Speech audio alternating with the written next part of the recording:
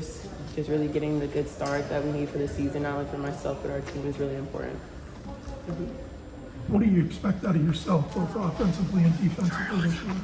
I've used the word intentional, and I think that's just going to be a really big keyword for me this year. Because, from game to game, it's going to change. Expectations from coach and what he needs, and from our for who we're playing and our opponent.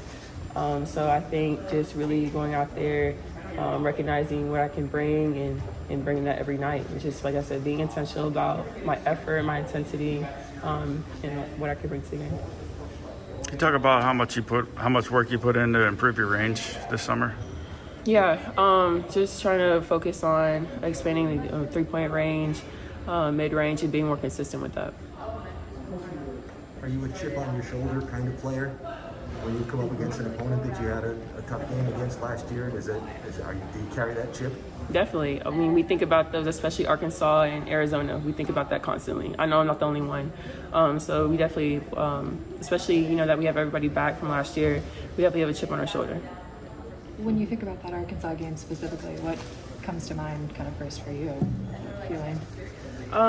Just contribution, I think, just being consistent on the offensive end, and also just bringing that intensity from the get-go and not waiting until we kind of get punched in the face and then trying to figure it out from then, just being intense from the get-go and coming out strong from the beginning of the game.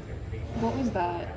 You guys were on the road that game. Just coming back after that loss and having that first one as a team, what was that like after the fact and kind of the way it switched? I guess just that bus ride, the plane ride home after that game. I would definitely say, as a group, we felt just collective embarrassment. I would say that's probably the best word to describe it. And from then on, just kind of, keeping that pain, like that sting on us. And so, coming back, I think we really took into great efforts to get better on defense, and I think that kind of carried on, going into the tournament from last year. And so just kind of recognizing what we need to work on when we got back was something that was important to us. Talk a little bit about what the effect of having Dorka here, having Leah more experienced, and kind of having some big support around you. Is that changing how you approach your game or how you're expected to approach your game? I think it changes for all of us. We definitely have more options. It's definitely more competitive, but that also makes us better because we all have to step up our game. And then I think that kind of just carries on onto the court. So I think it's good for the entire team.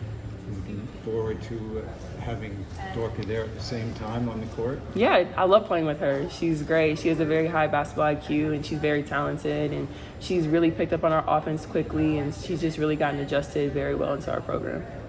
How do your two games fit together on the court? Because you haven't had a chance to play with someone with her size really a whole lot since you've been at UConn.